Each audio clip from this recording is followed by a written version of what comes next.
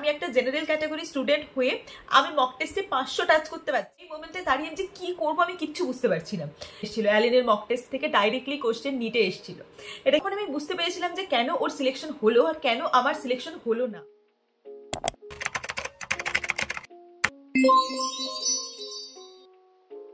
Hello everyone, welcome back to my channel. Welcome to a NEET series. আজকে থেকে আমি একটা নিট সিরিজ স্টার্ট করছি, যেখানে আমি তোমাদের সাথে শেয়ার করব অনেক কিছু নিটের টিপস অ্যান্ড ট্রিক্স। আজকের যেটা টপিক, মানে প্রত্যেকটা ভিডিও থাকবে একটা টপিকের উপরে বেস করে। তো আজকের মেনলি যেটা টপিক সেটা হচ্ছে নিটের যে কোশ্চেন ব্যাংক বলো বা টেস্ট সিরিজ বলো, যেগুলো এক্সাম আমরা কোথায় দিই, বা টেস্ট সিরিজ কোথায় দেওয়া উচিত, বা মক টেস্ট কোথায় দেওয়া উচিত, বা আমার মক টেস্টে কত কি নাম্বার আসতে না আসতো, আজকে পুরো স্টোরিটা থাকবে সেটার উপর। আই হোপ তোমাদের দেখতে খুব ভালো লাগবে, আমার মক টেস্ট জার্নি বলতে পারো। তো চলো আজকে সেটা তোমাদের সাথে শেয়ার করি। আই হোপ তোমরা এটা খুব পছন্দ করবে। So without any further delay চলো ভিডিওটা স্টার্ট করা যাক। তো আমি যখন আমার নিটের প্রিপারেশন শুরু করি, মানে 2017-এ, তখন আমি আকাশে পড়তাম। তখন আমাদের এরকম একটা রুটিন ছিল যে আকাশে আমাদের টেস্ট দিতে হতো বুধবার করে, মানে ওয়েডনেসডে, আর থাকতো সানডে করে। এই দুদিন মেনলি টেস্ট দেওয়া হতো। তো সেখানে বিভিন্ন রকমের টেস্ট আসতো, কিছু ইউনিট টেস্ট আসতো, কিছু আবার ইউনিটগুলোকে মিলে পার্ট টেস্ট আসতো, তারপরে সেখান থেকে AIATS আসতো। তো অনেক রকমের পেপার ছিল। তো আমি প্রথম দিকে টেস্টগুলো তো দিতে যেতাম। প্রথম দিকে আমি টেস্ট যখন দিতাম তখন আমি একটা জিনিস খুব বেশি লক্ষ্য করতাম যে আমি তেমন কোনো কোশ্চেনের আনসার করতে পারছি না। যখন একটা প্রশ্ন করতাম, মানে একটা চ্যাপ্টার হতো বা দুটো চ্যাপ্টার হতো, তখন কিন্তু আমি অনেক বেশি ভালো নাম্বার পেতাম। মানে ধরো 180-র মধ্যে 126 পাচ্ছি, 130 পাচ্ছি, অনেক ভালো নাম্বার সেটা। কিন্তু যখনই 3-4টে চ্যাপ্টার একসাথে মিলিয়ে দিল তখন কিন্তু অতটা ভালো আর নাম্বার পেতাম না। তো এখান থেকে তারপর আস্তে আস্তে কি হলো, যত সিলেবাস বাড়তে থাকলো তত কিন্তু আমার মক টেস্টের প্রতি ইন্টারেস্ট কমতে থাকলো। কেন? কারণ নাম্বার পাচ্ছি না, মার্কস আসছে না।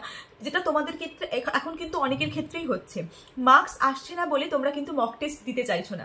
সেম আমার হলো 2017-এ, মক টেস্ট দেওয়া পুরোপুরি ছেড়ে দিলাম। যেদিন করে মক টেস্ট থাকতো সেদিন করে এখানে ওখানে সেখানে ঘুরতে চলে যেতাম। তো খুব খুব বাজে একটা ব্যাপার ছিল যেটা। তো তার জন্য কিন্তু তোমরা জানো 17 সালে তো 18 সালে তো আমার সিলেকশন হলো না। কিন্তু যারা মক টেস্ট দিয়ে গিয়েছিল, আমারই কলেজের একজন সিনিয়র দাদা আছে, তো এখন সিনিয়র হয়ে গেছে আমার থেকে, বাট একটা সময় আমার ব্যাচমেট ছিল, মানে আমার সাথে পড়তো আকাশে। তো সেই ছেলেটা কিন্তু তখন রেগুলারলি মক টেস্ট দিয়ে গিয়েছিল। তো এমন অনেক তুমি জানতে পারবে, এমন অনেকে আছে যারা সারা বছর হয়তো খুব একটা ভালো করে পড়াশোনা করেছিল বা করেনি, কিন্তু লাস্ট মোমেন্টে খুব ভালোভাবে মক টেস্ট দেওয়ার জন্য তার কিন্তু সিলেকশন হয়ে গেছে। ঠিক আছে, তো সেরকমভাবে আমি 2018-এ মক টেস্ট দিলাম না। তো মক টেস্টে নাম্বার আসতো না, তখন আমি মেনলি আকাশে পড়তাম, শুধু আকাশের মক টেস্টে জয়েন করেছিলাম। তো সাডেনলি আমাকে আমার একটা ফ্রেন্ড বললো যে জানিস অ্যালেনের মক টেস্ট হয়, যেখান থেকে অনেক কি কমন আসে। তোমাদের সবার মধ্যে একটা এরকম ধারণা আছে যে অ্যালেনের মক টেস্ট থেকে অনেক কমন আসে। আমারও কিছু কমনের ইনসিডেন্ট আছে, সেগুলো তোমাদের সাথে শেয়ার করব। তোমাদের এখন প্রশ্ন হতেই পারে অ্যালেনের মক টেস্ট থেকে কি সত্যিই কমন আসে? ওয়েট, আমি বলবো, ভিডিওটা শেষ অবধি দেখতে থাকো। আমার কিন্তু নিজের এক্সপিরিয়েন্স আছে, আমার নিজের যেবারে আমি চান্স পাইনি 2022-তে, সেবারে কিন্তু অ্যালেন থেকে ডাইরেক্টলি কোশ্চেন এসেছিল, অ্যালেনের মক টেস্ট থেকে ডাইরেক্টলি কোশ্চেন নিটে এসেছিল। এটা কিন্তু মাথায় রেখো তোমরা। তো সেই গল্পটা আমি পরে করছি। তারপরে 2018 হলো। 18 সালে অতটা মক টেস্ট দিইনি, ভয় লাগতো মক টেস্ট দিতে। এবার হচ্ছে 19 সালে। 19 সালে কি হলো, 19 সালে আমি 19 সালে যখন নিট দিলাম, তারপরে যখন 20 সালে নিটের জন্য প্রিপারেশন শুরু করলাম, তখনও আস্তে আস্তে মক টেস্ট দিতে হবে জানি, কিন্তু তখন মক টেস্টে দিতাম, তখন এদিকে ওদিকে ভালোই মক টেস্ট দিতাম। অ্যালেনে ভর্তিও করে দিয়েছিল বাবা, সেখানে দিতে যেতাম। তো আমার একটা ফ্রেন্ড ছিল, আমি আর রাই, যার কথা তোমরা নিশ্চয়ই অনেক ভিডিওতে শুনেছো বা দেখেছো। তো ও আর আমি দুজনে মক টেস্ট দিতাম। তো ও কিন্তু আমার থেকে অনেক আগে সেলফ মক টেস্ট দেওয়া শুরু করে। দ্যাটস ওয়াই কিন্তু 2020-তে ওর সিলেকশনও হয়ে যায়। 2019-এ আমার একটা ফ্রেন্ড আছে জয়েন বলে, নর্থ বেঙ্গল মেডিকেল কলেজে পড়ে, ওরও কিন্তু সিলেকশন হয়ে যায়, বিকজ 2019-এই হয়, বিকজ কিন্তু ও মক টেস্ট দিত। অ্যান্ড ওর মক টেস্ট পেপারগুলো না আমি নিয়ে চলে এসেছিলাম আমার কাছে ওর সিলেকশনের পরে। সেই মক টেস্ট পেপারগুলো যখন আমি দেখছিলাম 2019-এ, তখন আমি বুঝতে পেরেছিলাম যে কেন ওর সিলেকশন হলো আর কেন আমার সিলেকশন হলো না 2019-এ। বিকজ কারণ ওর প্রত্যেকটা মক টেস্ট এত মানে ক্লিয়ারলি দিত, এত ভালোভাবে দিত। আমি তোমাদের সব বলবো যে ক্লিয়ারলি দেওয়া বা ভালোভাবে দেওয়া বলতে কি বোঝায়। অ্যান্ড তারপরে সেই মক টেস্টটাকে প্রত্যেকটাকে খুব ভালো করে অ্যানালিসিস করতো, রেড কালারের পেন দিয়ে অ্যানালিসিস করতো। ঠিক আছে, তো সেই গল্পটাও আমি তোমাদের বলবো।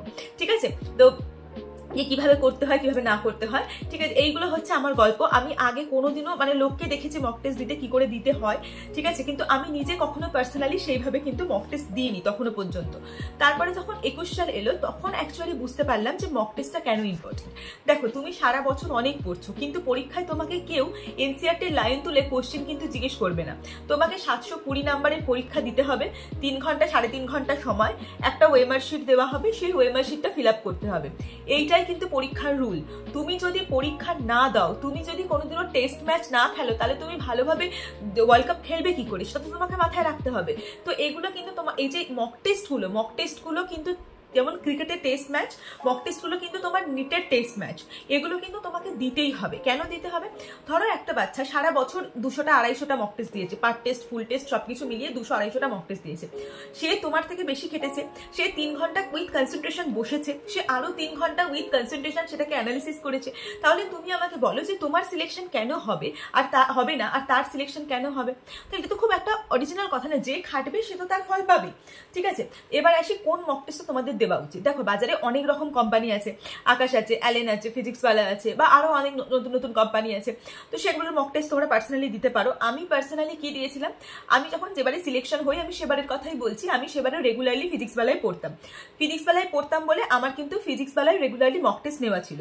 আমি পার্ট টেস্টগুলো যখন যেভাবে ফিজিক্সওয়ালায় পড়াতো সেগুলো সেভাবে করতাম, অ্যান্ড সেভাবেই কিন্তু মক টেস্টগুলো দিতে থাকতাম, ঠিক আছে। এবার যদি বলো আমার মক টেস্টে কেমন নাম্বার আসতো, সেটা আমি একদম ভিডিও শেষে বলবো, কারণ এখানে বললে এখানেই ছেড়ে চলে যাবে তোমরা আমাকে। তো সেটা আমি একদম শেষে বলবো। তারপরে যেটা বলবো সেটা হচ্ছে আমি অ্যালেনে অ্যাডমিশন নিয়েছিলাম, কারণ আমার ফ্রেন্ড ছিল দুজন, সৌমাল্য সৌভিক। ওরা মানে সৌভিক বরাবর অ্যালেন কোটা স্টুডেন্ট, আর সৌমাল্য বরাবর হচ্ছে তোমার অ্যালেনে মক টেস্ট দিয়ে এসছে। তো ওরা আমাকে সেজন্য দুজনে বললো যে চল 3 জনে মিলে অ্যালেনে মক টেস্ট দিতে যাই, ঠিক আছে। তো আমি বললাম ঠিক আছে তাহলে যাই, অ্যালেনে ভালো কোশ্চেন হয় শুনেছি। আর জয়েন্ট সিলেকশন পেয়েছিল, রাই সিলেকশন পেয়েছিল, তাহলে আমি কেন সিলেকশন পাবো না, এটা আমার মধ্যে একটা ধারণা তৈরি হলো। তখন আমি ভাবলাম যে তার মানে আমাকে মক টেস্টটাকে প্রপারলি দিতে হবে। আমি যদি মক টেস্টটাকে প্রপারলি দিয়ে দিই তাহলে কিন্তু আমার সিলেকশন কেউ আটকাতে পারবে না। তো সেইটা ভেবে আমি মক টেস্ট দেওয়া শুরু করলাম। কিন্তু ওই একই রকম 2021-এও আমার মক টেস্ট দিতে ভালো লাগতো না। দিতাম প্রপারলি মক টেস্ট, কিন্তু মানে দিতে যেতাম প্রপারলি, প্রতি রবিবারই দিতে যেতাম, কিন্তু এসে আর অ্যানালিসিস করতে ইচ্ছা করতো না। কিন্তু একদিন আমি দেখলাম যে আমার যে ফ্রেন্ডগুলো তারা মক টেস্টে আমার থেকে অনেক বেশি নাম্বার পাচ্ছে। আমি মক টেস্টে কত নাম্বার পাচ্ছি? 432, 430, ফুল টেস্টের কথা বলছি আমি, কিন্তু হাফ টেস্টের কথা বলছি না। 433, 445, 500, মানে 500 ছুতে পারছি না। যেখানে আমি একটা জেনারেল ক্যাটাগরি স্টুডেন্ট হয়ে আমি মক টেস্টে 500 টাচ করতে পারছি না, তাহলে আমি কি করব? মানে 400-র ঘরে নাম্বার পাচ্ছে একটা জেনারেল ক্যাটাগরির বাচ্চা হয়ে, যেখানে তার দরকার 600 আপ মার্কস নিটে সিলেকশনের জন্য। তো সেই মোমেন্টে দাঁড়িয়ে যে কি করবো আমি কিচ্ছু বুঝতে পারছি না। একদিন এরকম হয়েছে, ওরা আমাকে ফোন করে কোশ্চেন জিজ্ঞেস করছে, আমি পরপর কোনো উত্তর বলতেই পারছি না। মানে ওরা বলছে তুই মক টেস্ট অ্যানালিসিস কেন করিস না, তুই মক টেস্টে এত কম কেন নাম্বার পাস, তুই তো এভাবে পরীক্ষা দিলে তুই তো কোনোদিনও নিটে চান্স পাবি না। তখন আমার মধ্যে মনে হচ্ছে আবার 5 টাইমস ড্রপ হয়ে গেছে, আমি বাড়িতে বসে আছি এত বছর, সেখানে আমি মক টেস্ট ভালোভাবে সিরিয়াসলি দিচ্ছি না। এটা ছিল ওই ফেব্রুয়ারি মাস নাগাদ, ঠিক আছে, যে এখনো কিন্তু তোমাদের অত খারাপ সিচুয়েশন আসেনি। তখন আমি কি করলাম, মক টেস্টগুলোকে ফেব্রুয়ারি মার্চ মাস থেকে সিরিয়াসলি নেওয়া শুরু করলাম। আমাদের এক্সাম ছিল 17 জুলাই, তো আমার কাছে তখনও 4-5 মাস মোটামুটি ছিল। তখন আমি কি করলাম, তখন আমি মক টেস্টটা দেওয়া শুরু করলাম। মক টেস্টটা যখন অ্যালেনে ফিজিক্সওয়ালাতে যেরকম দিচ্ছিলাম, ওখানে মক টেস্টে খুবই নর্মাল নাম্বার আসতো। আমার পার্সোনালি মনে হয়েছিল ফিজিক্সওয়ালার যে কোশ্চেনগুলো আসে সেগুলো অনেক কম নিট ওরিয়েন্টেড ছিল আমি যে সময় এক্সাম দিয়েছি, কিন্তু আমার অ্যালেনের কোশ্চেনগুলো অনেক বেশি নিট ওরিয়েন্টেড লাগতো, কারণ নিটের থেকে একটু হাই লেভেল, ঠিক আছে, ছিল।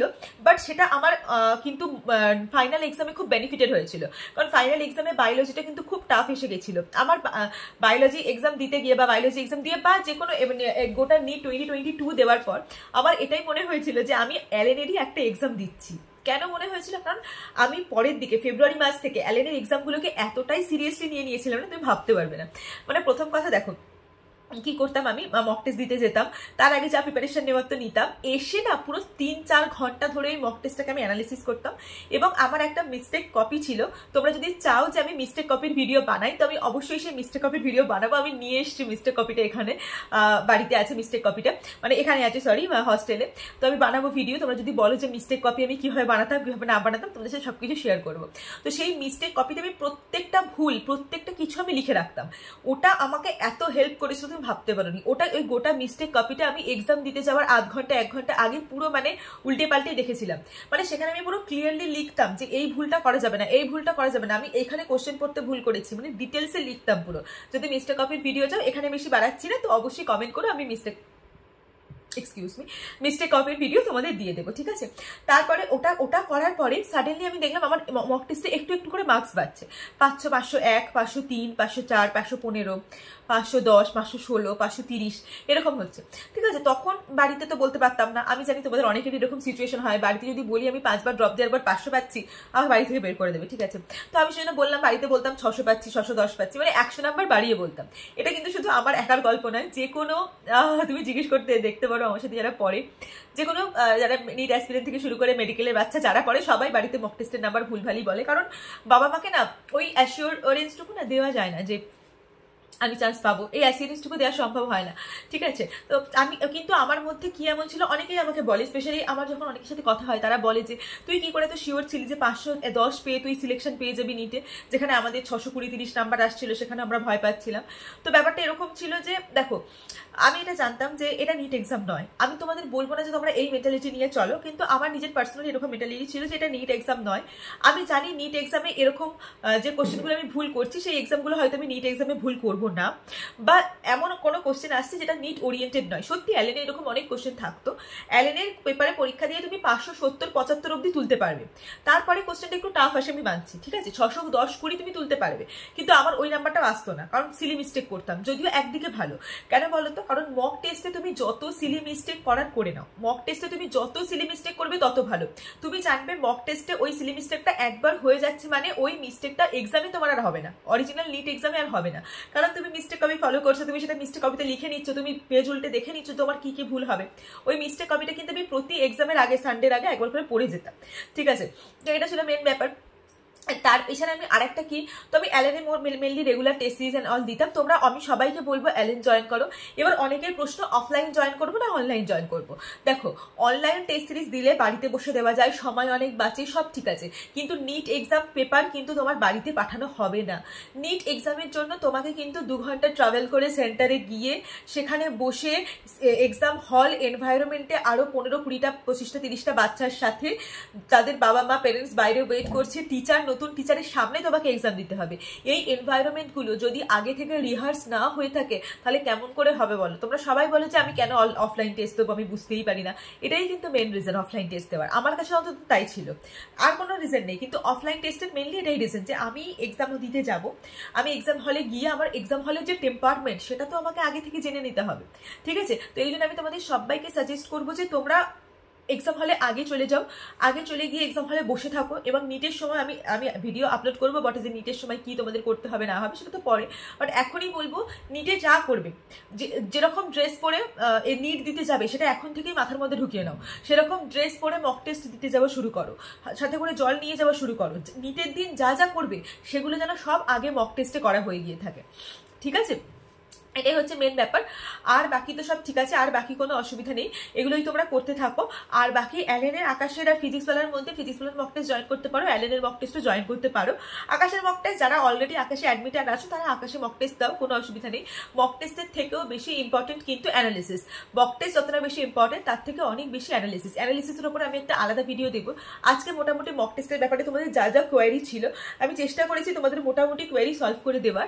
আর মক টেস্টের নাম্বার আমি ভেবেছিলাম এই ভিডিওটা দিয়ে তোমাদের শেয়ার করবো, বাট এই ভিডিওতে তোমরা আগে দেখি আমি তোমরা কেমন রেসপন্স কি পাচ্ছি, তারপরে আমি নেক্সট ভিডিওতে আমার কেমন কি মার্কস আসতো না আসতো সেটা আমি শেয়ার করবো। আজকে মোটামুটি কিছুটা তো শেয়ার করেছি, তো ওটা ওরকমই আসতো, 530-35 এরকমই নাম্বার আসতো, ঠিক আছে। বাট আমি কনফিডেন্ট ছিলাম যে হ্যাঁ নিটে আমার হয়ে যাবে। তো ফাইনালি আমি নিটে মার্কস পাই 594, all India rank 23,640, so that's it. I hope তোমাদের এই ভিডিওটা দেখতে ভালো লেগেছে, অনেক হেল্প হয়েছে। আর কি কি ভিডিও দেখতে চাও সেটাও কমেন্ট করে জানাও। এখন থেকে আমি চেষ্টা করবো সপ্তাহে 2টো করে ব্লগ আর একটা করে পড়াশোনা রিলেটেড, নিট রিলেটেড ভিডিও দেওয়ার। সেটা কেমন হবে সেটাও আমাকে কমেন্ট করে জানাও। So that's it for today's video. দেখা হচ্ছে পরের ভিডিওতে খুব তাড়াতাড়ি। ততক্ষণ পর্যন্ত খুব পড়াশোনা করতে থাকো। Stay happy, stay blessed, stay safe, by.